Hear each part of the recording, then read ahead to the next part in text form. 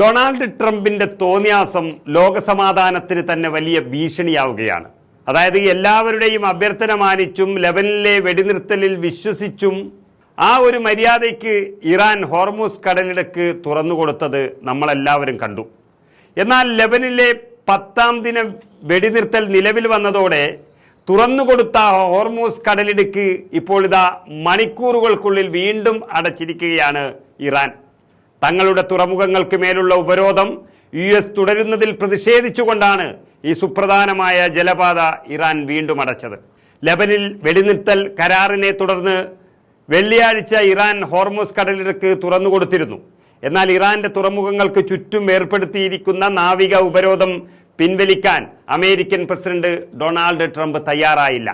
ഇത് കടുത്ത ഒരു അച്ചടക്ക ലംഘനമായി തന്നെ കാണുകയാണ് ഇറാനും അതുപോലെയുള്ള മറ്റു ലോകരാഷ്ട്രങ്ങളും. അതിനെ തുടർന്ന് ഇന്ന് ഇറാൻ ഈ പാത വീണ്ടും അടക്കാൻ തീരുമാനിക്കുകയായിരുന്നു. വെടിനിർത്തൽ കരാർ US ലംഘിച്ചുവെന്നാരോപിക്കുന്ന ഇറാൻ സൈന്യം മേഖലയിൽ കർശനമായ നിരീക്ഷണമാണ് പ്രഖ്യാപിച്ചിട്ടുള്ളത്.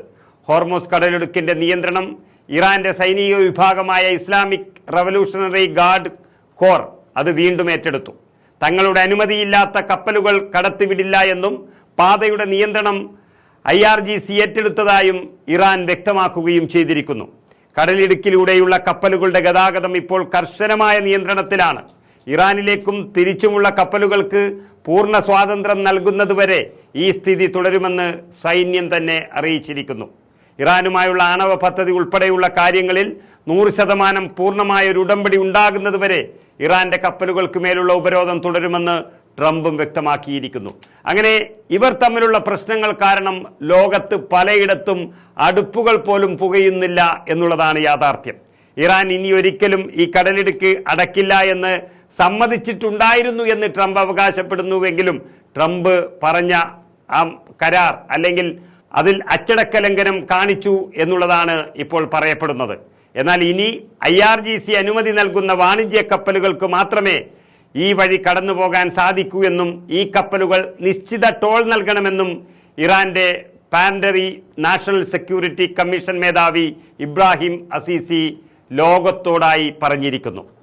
ലോകത്തിലെ എണ്ണ വാതക വിതരണത്തിൻ്റെ 20% കടന്നു പോകുന്ന ഏറ്റവും പ്രധാനപ്പെട്ട പാതയാണ് ഹോർമൂസ് കടലിടുക്ക് എന്ന് പറയുന്നത്.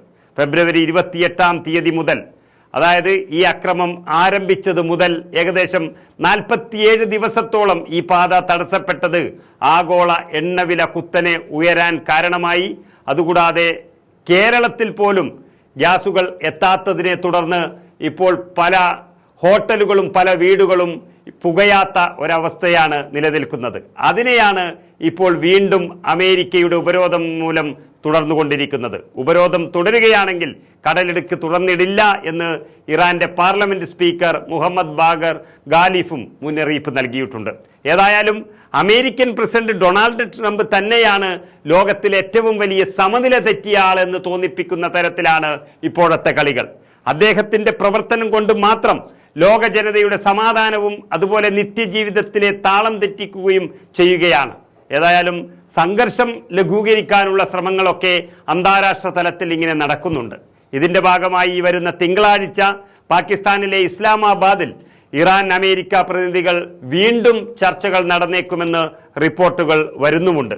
അമേരിക്കൻ പ്രസിഡന്റിനെ പിടിച്ച് കെട്ടിയിട്ടാണെങ്കിലും സമാധാനം കൊണ്ടുവരേണ്ടി വരുമെന്ന് തോന്നിപ്പിക്കുന്ന വാർത്തകളാണിപ്പോൾ പുറത്തു വരുന്നത്.